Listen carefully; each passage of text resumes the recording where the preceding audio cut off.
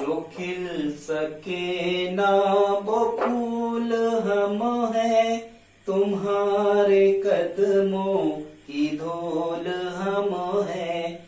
दया की दृष्टि सदा ही रखना, तुम ही हो बंधु सखा, तुम ही हो माता पिता, तुम ही हो बंधु सखा, तुम ही हो।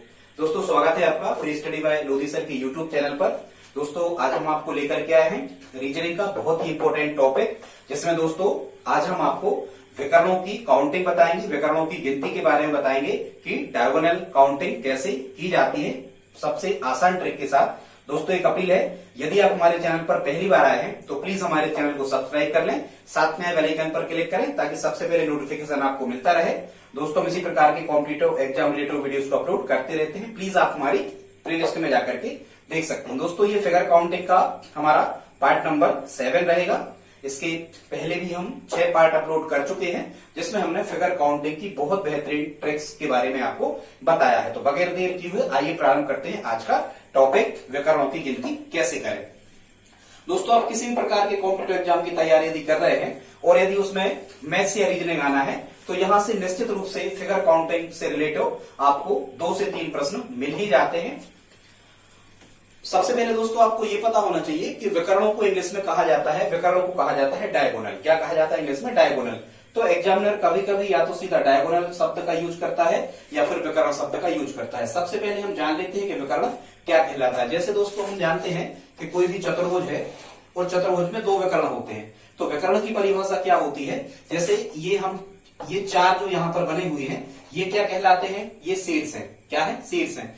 तो दोस्तों विकर्ण की परिभाषा ऐसी बनती है, किसी भी आकृति में सम्मुख शीर्षों को मिलाने वाला रेखाखंड विकर्ण कहलाता है। ठीक है, जैसे इस शीर्ष को इस शीर्ष को हमने मिला दिया तो ये क्या हो गया? एक विकर्ण हो गया।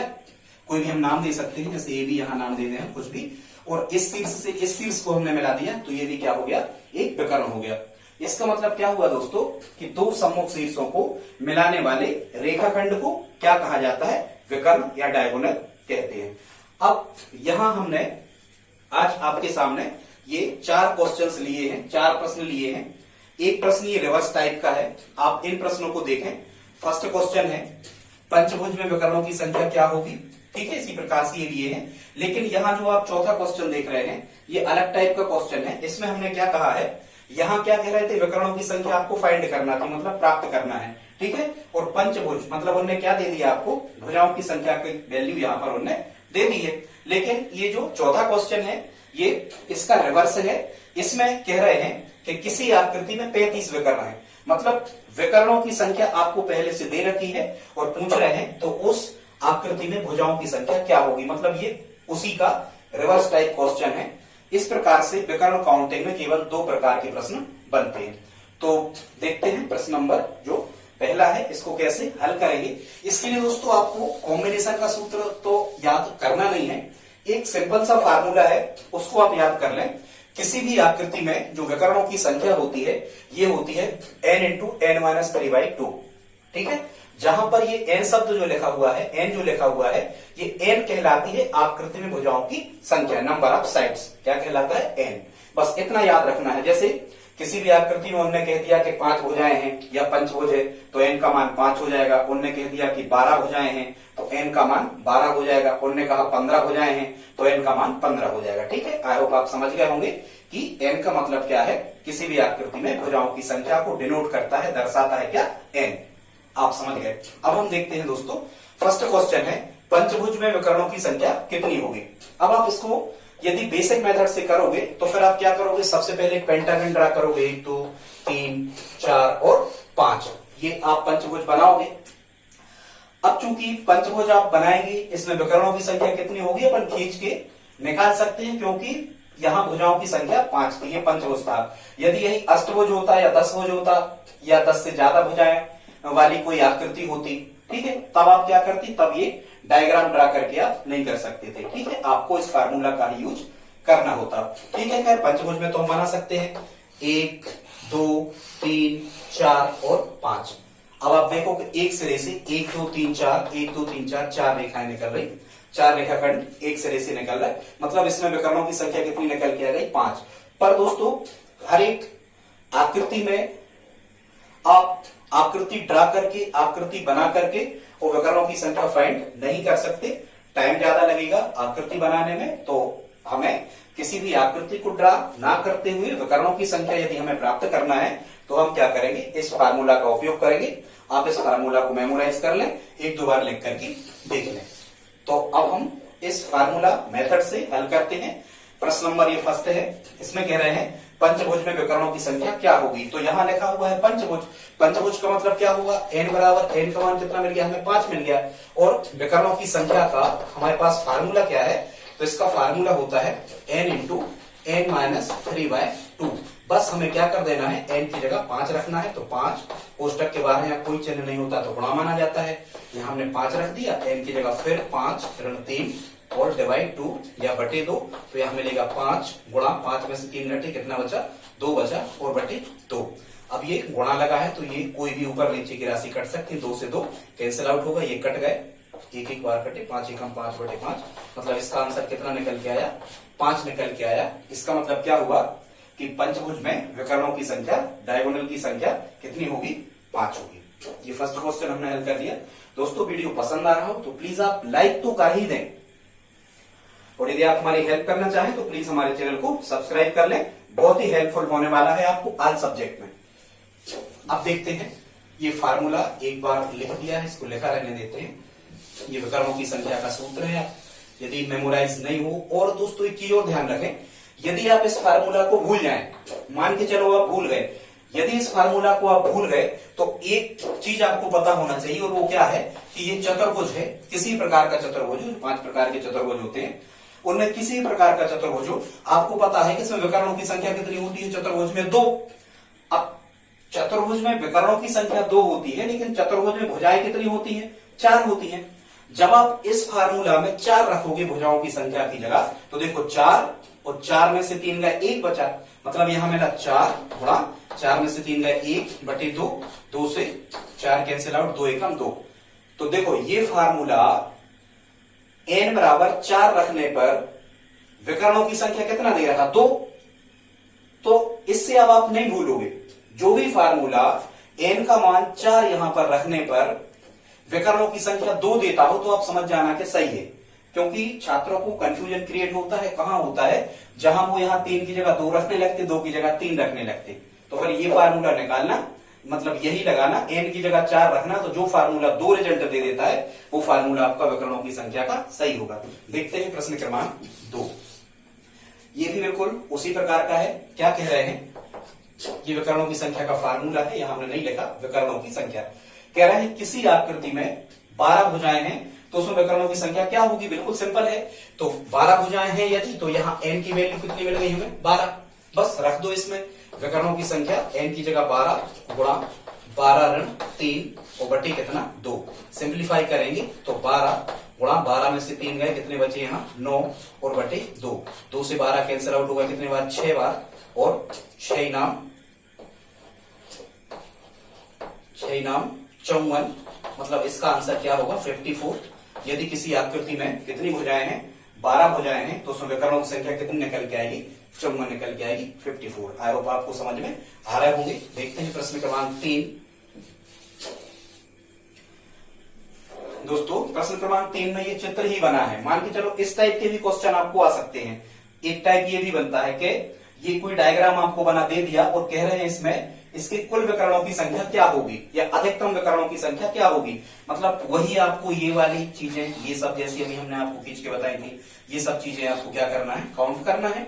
चित्र यदि आप बनाओगे फिर विकर्ण खींच के गिनोगे गलत हो सकता है, तो आपको क्या कर देना है, सबसे पहले इसकी भुजाएं गिन लेना है कि भुजाएं कितनी है। तो 1 2 3, यहाँ ये 4 5 और 6, इसका मतलब ये षटभुज था। क्या था, षटभुज। कितनी भुजाएं थी, 6 थी। बस आराम से n की जगह 6 रख दो, 6 गुणा 6 ऋण 3 कोष्टक में, कोष्टक पहले हल करते बोर्ड मास्टर रूल्स की अकॉर्डिंग। तो 6 गुणा 6 में से 3 घंटे कितने बचे, 3 बचे, बटे 2, 2 से 6 कैंसिल आउट हो गए 3 बार, 3 तरका कितना निकला, 9। ठीक है, मतलब किसी भी षटभुज में विकर्णों की संख्या दोस्तों कितनी बनेगी? 9 बनेगी। आई होप आप समझ रहे होंगे। दोस्तों देखते हैं अगला क्वेश्चन, ये हमने रिवर्स टाइप का लिया है। रीजनिंग में दोस्तों, रीजनिंग में एक विधि होती है जिसको हम कहते हैं ऑप्शंस एलिमिनेटेड मेथड। मतलब ऑप्शन को चेक करते जाओ और जो भी ऑप्शन आपका रिजल्ट नहीं दे रहा उसको कट करते जाओ, अलग करते जाओ, वो हमारा आंसर नहीं होगा। और जो आंसर सही होगा हमें समझ में आ जाता है, वो ऑप्शन से हम तय कर लेते हैं। तो देखते हैं ऑप्शंस एलिमिनेटेड मेथड क्या है। ये 2 प्रकार से होता है। जैसे मान के चलो इसमें क्या कह रहा है, चौथा क्वेश्चन देखते हैं हम। तो जो प्रश्न क्रमांक 4 है, इसमें क्या कह रहे थे कि किसी आकृति में 35 विकर्ण है। ये रिवर्स टाइप का है। कैसा है? रिवर्स। विकर्णों की संख्या आपको पहले से दे रखी है और फाइनल आपको क्या निकालना है कि भुजाओं की संख्या क्या होगी। इन सभी प्रश्नों में आप क्या कर रहे थे कि भुजाओं की संख्या आपको दी गई थी और विकर्णों की संख्या आप निकाल रहे थे, लेकिन ये उसका एकदम उल्टा प्रश्न है। तो ये फार्मूला हमें लगा के देखना है। ये विकर्णों की संख्या है। अब यहां पहले से बता रहा है कि किसी आकृति में 35 विकर्ण है, मतलब विकर्णों की संख्या हमें कितनी दे रखी है? 35 दे रखी है। अब हम एक एक ऑप्शन को चेक करते हैं। देखो इसकी एक विधि और है।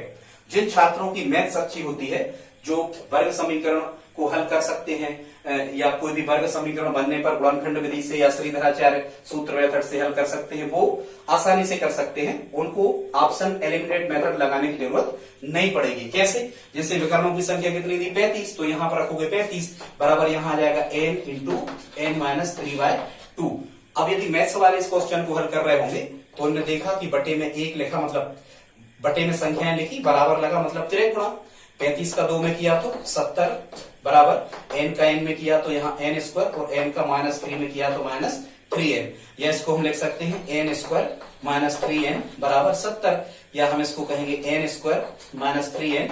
70 इस तरफ हो गए, ऋण के बराबर 0। तो ये क्या बन गया? वर्ग समीकरण। अब आपको इसको श्रीधराचार्य सूत्र से गुणनखंड मेथड से इसको हल करके n का मान निकालना है। n के कितने मान आएंगे? 2 मान आएंगे, एक धनात्मक और एक ऋणात्मक। ऋणात्मक को आपको नेग्लेक्ट कर देना है क्योंकि भुजाओं की संख्या कभी ऋणात्मक नहीं हो सकती और धन वाला जो आंसर आएगा वो हमारा सही उत्तर होगा। पर ऐसा करने में ये टाइम टेकिंग मेथड है, इसमें आपको समय कैसा लगेगा? ज्यादा लगेगा। इसलिए आपको ऐसा कुछ नहीं करना है। हम आपको बिल्कुल सरल विधि बता रहे हैं। ऑप्शन एलिमिनेटेड मेथड क्या कहलाती है देखते हैं। ऑप्शन से चेक करते हैं। 35 विकर्ण है तो यहां हमने 35 रख दिया। अब पहला ऑप्शन कह रहा है 11, ठीक है, मतलब वो कह रहा है कि इसमें 11 भुजाएं हो सकती हैं। हम n की जगह भुजाओं की संख्या 11 रख रहे हैं, तो 11 गुणा 11 में से 3 घटे, डायरेक्ट हम कितना लिख रहे हैं? 8 बटे 2। 2 से 8 कैंसिल आउट 4 बार। यहां मिला था हमें 35 और यहां मिला 11 चौको 44, मतलब ये 35 ही आना चाहिए। दोनों पक्ष जब बराबर आ जाएंगे तो हमारा आंसर सही होगा, लेकिन यहाँ 44 बता रहा, इसका मतलब ये 11 ऑप्शन को कट करो, ये 11 आंसर नहीं हो सकता। दूसरा ऑप्शन चेक करते हैं। यहां दूसरा ऑप्शन कितना लिखा हुआ है? 12। अब हम भुजाओं की संख्या n की जगह 12 रख के देखते हैं। तो 12 गुणा n ऋण 3, मतलब 12 ऋण 3, यहाँ 9 मिलेगा और बटे 2। 2 से ये कट गए, कितने बार? 6 बार। 6 नाम 54। यहाँ 33 है, यहाँ 54 है, दोनों पक्ष बराबर नहीं है, मतलब ये भी ऑप्शन हमारा नहीं हो सकता, ये भी ऑप्शन रॉन्ग हो गया, गलत हो गया। दोस्तों यही कहलाती है ऑप्शंस एलिमिनेटेड मेथड। मतलब एक एक ऑप्शन को उठा के रखते जाओ, इसमें भी आपको ज्यादा टाइम नहीं लगने वाला, आप 1 मिनट के अंदर इस क्वेश्चन को बना ले जाओगे। अब हम तीसरा ऑप्शन देखते हैं। भुजाओं की संख्या n की जगह 10 रखते हैं, तो यहां हमें विकर्णों की संख्या ये दी गई थी, यहाँ ये विकर्णों की संख्या लिखी थी हमने। अब हम विकर्णों की संख्या कितनी दी है? 35, तो 35 रखा। अब n की जगह हम 10 से चेक करते हैं, तो जब यहाँ n की जगह आप 10 लिखोगे तो 10 गुणा n ऋण 3 माना 10 ऋण 3 कितना मिलेगा? 7 और बटे 2। 2 से जब आप 10 को कैंसिल आउट कर रहे होगे तो 5 बार कटेंगे, तो यहां मिल जाएगा 35 बराबर 5 सत्ते 35। इसमें आप देखो ये दोनों पक्ष बराबर आ गए, मतलब n की जगह 10 रखने पर इसने भुजाओं की संख्या अपन ने कितनी रखी? 10 रखी। तो ये विकर्ण कितने बता रहा? 35। उसमें यही कह रहे थे कि 35 विकर्ण है तो भुजाएं कितनी होंगी? तो 10 रखने पे ये 35 आया है, दोनों पक्ष बराबर आए हैं। इसका मतलब क्या होगा? हमारा 10 जो आंसर रहेगा ये सही रहेगा। अब यदि हम 10 आंसर तक पहुंच गए हैं तो ये ऑप्शन हमें चेक नहीं करना, ये भी एलिमिनेट हो जाएगा, ये भी बाहर हो जाएगा। तो दोस्तों आज इतना ही। वीडियो कैसा लगा प्लीज आप हमें कमेंट बॉक्स में लिख करके बताएं, और हमने जो सॉन्ग एक प्रार्थना गाई है इसके बारे में बताएं, प्रार्थना आपको कैसी लगी। लाइक करें प्लीज। मिलते हैं अगली वीडियो में, तब तक के लिए जय हिंद, जय भारत, वंदे मातरम।